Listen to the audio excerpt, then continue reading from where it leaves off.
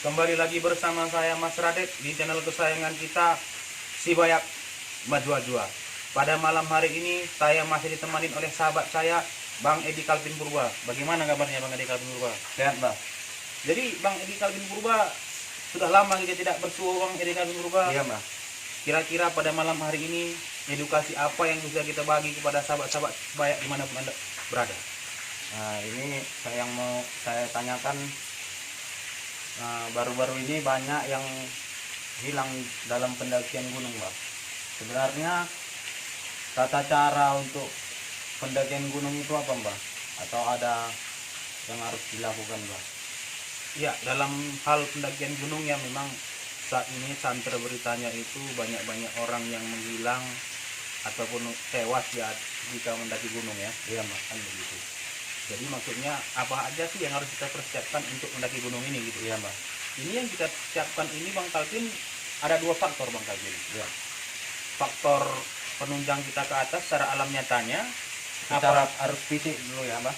apakah faktor gaibnya gitu Bang Kalvin? Secara boleh kita secara gaib dulu, Mbak. Boleh, Mbak.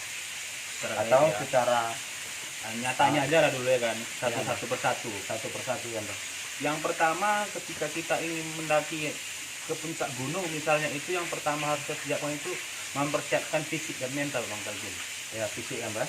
Ya, yang kedua itu adalah membawa orang yang benar-benar sudah memahami bagaimana karakter menuju puncak gunung tersebut.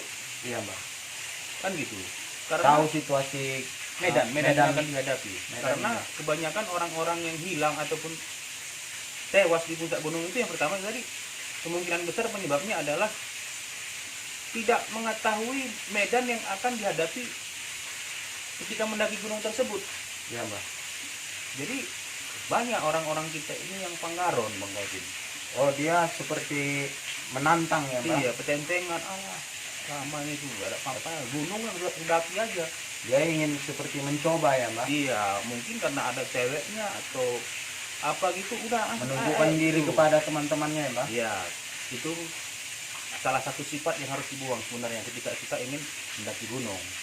Oh, niatnya itu harus jangan ada ingin menantang atau Nah, mencoba gitu ya, Mbak. tidak baik yang Ingin seperti itu. menunjukkan diri kepada orang-orang ya, Mbak. Ya, dan yang selanjutnya itu adalah mempersiapkan yang namanya peralatan kita.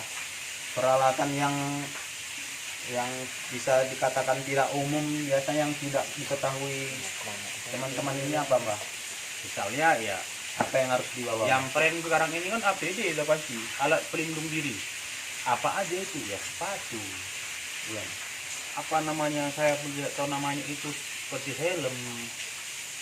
Terus sarana penunjang lainnya seperti makanan kita, Makanan ya, Mbak. iya, minuman, tenda. Ini kita mau mendaki gunung membawa makanan ala kadarnya.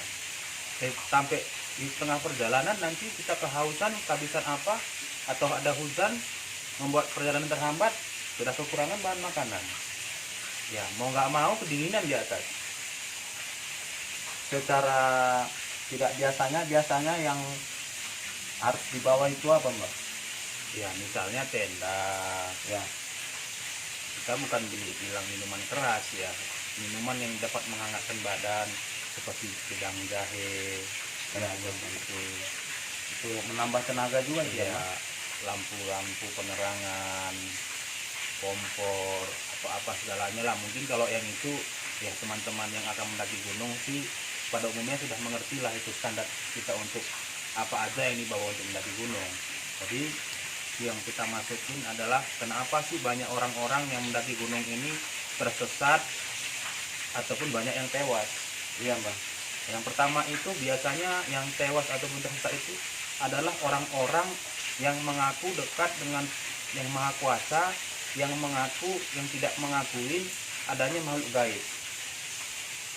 Oh, itu orang yang terkena Yang itu, biasanya tersesat dan yang paling parahnya adalah sampai meninggal.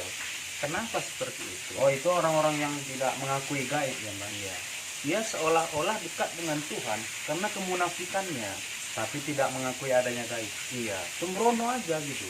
Padahal ke gereja pun tidak pernah mungkin, ke masjid pun tidak pernah, ke vihara pun tidak pernah, tapi ngakunya itu Tuhan, Tuhan, ini anu, nggak ada itu setan, nggak ada itu jin, semua sama gitu. Biasanya orang-orang seperti itu yang sering tersesat ataupun wafat di atas gitu. Itu apa memang diberikan yang maha kuasa, memang disitulah tempat mereka, gunung, Mbak. Mistik itu Bang Kalvin adalah ajaran yang disembunyikan. Ya, Kenapa dia seperti itu? Itulah tabir. Tabir itu tetaplah rahasia yang nggak bisa dijelaskan dengan logika. secara logika ya, Mbak. Tapi bagi orang-orang tertentu Ya, Mbak. pasti mengerti kenapa seperti itu. Gitu. Yang paling utama sih saya rasa, setiap kita ingin mendaki gunung itu pasti ada yang namanya itu orang yang benar-benar memahami karakteristik gunung tersebut, atau yang sering kita sebut pasti ada kuncennya. Iya, Mbak. Nggak Ada salah, kuncinya, Mbak. nggak ada salahnya kita suun dulu atau minta Kulonuan izin ya, Mbak? dulu ya kepada dia, minta pendapat kepada dia. Kita harus kulonuan dulu ya. Iya, jangan gara-gara kita sudah mendaki gunung yang tidak terlalu tinggi di kampung kita. Ya di kampung saya itu banyak gunung-gunung tinggi dekat-dekat sawah kayak pulau gitu. Ya, ya. Jadi panggaron lah, ketentengan ke kampung orang, memanjat gunung ini, gunung itu gitu. Ya saya rasa nggak ada salahnya minta petunjuk dulu, mungkin Ya, kan. sebelum mendaki kita berdoa dulu ya, Mbak. Iya, itu sudah pasti Bang Galvin. Berdoa dulu, meminta perlindungan dari Tuhan Yang Maha Kuasa agar kita tetap diberikan kesehatan dan dilindungi dan dijauhkan dari gangguan-gangguan gaib khususnya Bang Galvin. Kalau menurut Mbak yang tidak biasa harus dibawa apa biasanya, Mbak? Untuk katanya di gunung itu banyak yang menyesatkan, Mbak. Boleh, boleh. Saya akan mencoba menembus apa kita bilangnya, dimensi apa sih yang harus kita bawa ketika kita ingin mendaki Mendaki gunung, gunung, Mbak, untuk mengantisipasi energi-energi yang dapat mempengaruhi kita. mempengaruhi atau menyesatkan jalan kita, Mbak. Ya. Coba biar saya tanya dulu kepada salah satu datuk-datuk tertua yang penghuni alam gaib Salah satu gunung salah satu gunung di di Indonesia, Indonesia ini, Mbak. Polengga. Silakan, Mbak.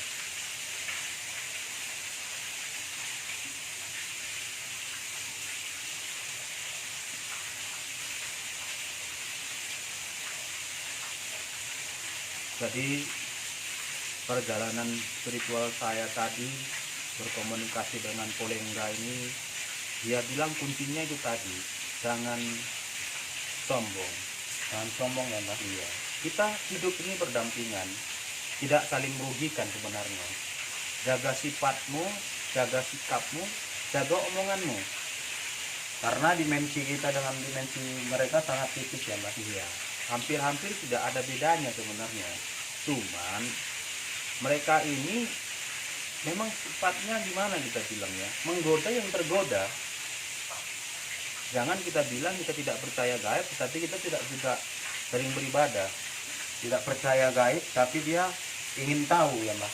Ya bisa saja dia ingin tahu. Jadi yang perlu kita bawa ketika mendaki gunung itu agar kita tidak tersesat sebenarnya Bang Calvin. Ya, Mbak. Ya seperti yang pertama tadi kita bilang tadi, minta lindungan dari Tuhan Yang Maha Kuasa. Ya, Mbak. Berdoa Agar dulu, kita Mbak. dilindungi dari segala macam rintangan, segala macam bahaya, termasuk binatang-binatang buas dan berbisa. Ya, Mbak. Dan Biasanya yang kedua Bang Calvin,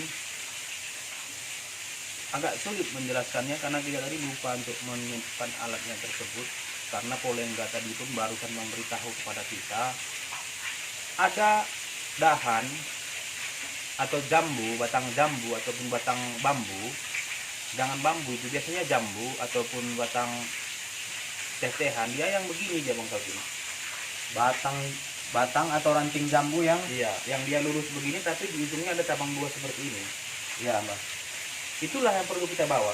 Itu kita potong aja dia sekitar 3 jengkal ataupun seginilah kita bilang kan, yang kayak untuk binatang berbisa itu.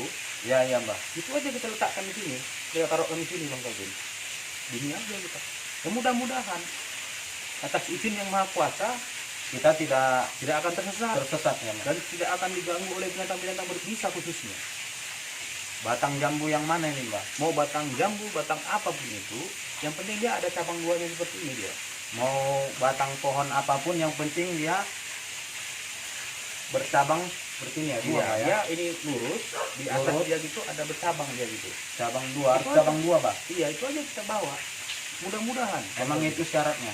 itu bukan syarat Bang Kalvin. Itu memang harus Itulah anti namanya. anti ya. Iya.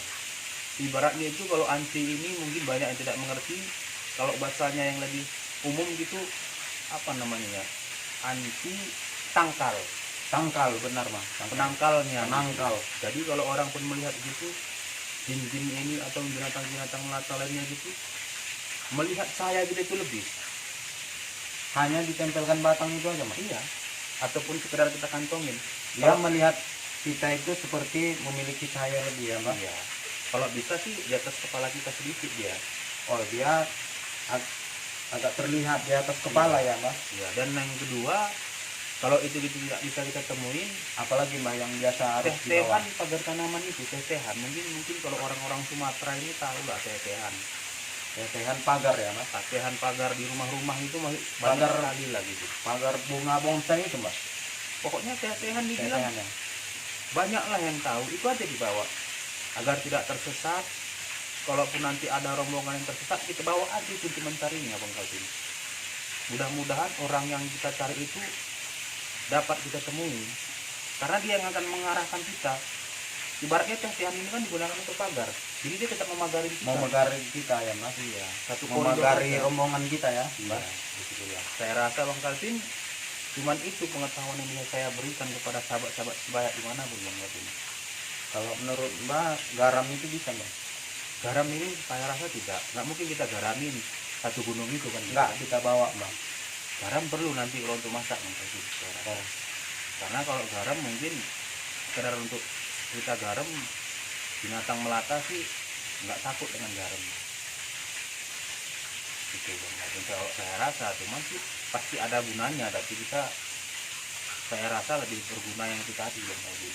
Ya, teman-teman yang sering mendaki gunung ya usahakan dalam setiap rombongan ya jangan berjarak-jarak jauh. Iya. Paling jauh ya jaraknya 1 meter ya. Iya. Dan Jangan jauh-jauh dari rombongan. jangan melanggar tahyul-tahyul yang beredar berkembang luas di masyarakat tentang gunung tersebut. Kalau itu katanya di gunung itu, Mbak, nggak boleh kencing sembarangan, Mbak. ya bagaimana kita kencing Apalagi sembarangan? katanya di pohon, Mbak. Ini loh Bang, kalau Menurut Mbak gimana kencing itu, Mbak? sembarangan itu sih, kalau nggak kencing sembarangan kita kencing di mana? Emang ada toilet itu yang namanya di gunung? Nggak mungkin ada toilet di gunung. Jadi kita harus kencing sembarangan dengan tata caranya kita mengerti dan kita pahami dong. Ya kita harus permisi dulu. Misal, tuh yang Mbah, Datuk omong apa ibu? Aku permisi kencing dulu. Aku nggak nampak kalian. Kalian yang Oh, nampak iya. aku ya kalian Iya, yang Mbak. minggir. Aku udah peta toilet nggak ada ya kayak mana? Nggak mungkin kita kencing kalau plastik kita kantongi kita ikat taruh dalam tas. Iya, Mbak. Gitu. Jadi setiap mau kencing ya, Mbak, Jangan lupa permisi. permisi ya, Mbak. Karena mereka tidak terlihat. Iya. Mereka tetap dapat melihat kita. Mereka dapat melihat kita. Iya. Jadi menurut Bang Kalvin kan udah cocok Bang Kalvin. Ini Jadi, aja lah saya menurut- rasa. Yaitu yang tadi secara fisik ya, Mbak. Secara fisik dan secara magicnya. Tutur kata kita ya. Iya. Jangan sombong seperti Selengit. menantang ya, Mbak. Menantang. Menantang. Wah, aku bisa nih gitu ya, Mbak. Iya. Jadi kesimpulannya pada seluruh sahabat sebaya dimanapun Anda berada, jagalah sopan santun Anda, tutur kata Anda, dan yang paling utama, mintalah perlindungan dari Allah Subhanahu wa Ta'ala atau Tuhan Yang Maha Kuasa agar tetap kita dilindungi dimanapun kita berada dan selalu diberikannya kelimpahan rezeki yang tiada henti-hentinya dan tiada habis-habisnya kepada kita dan keluarga kita. Jadi kami dari Kursi Bayak hanya inilah yang bisa kami bagikan kepada sahabat-sahabat di Bayak dimanapun Anda berada. Salam dari saya, Mas Keradet, Saya Edi Kalvin. berjua-jua.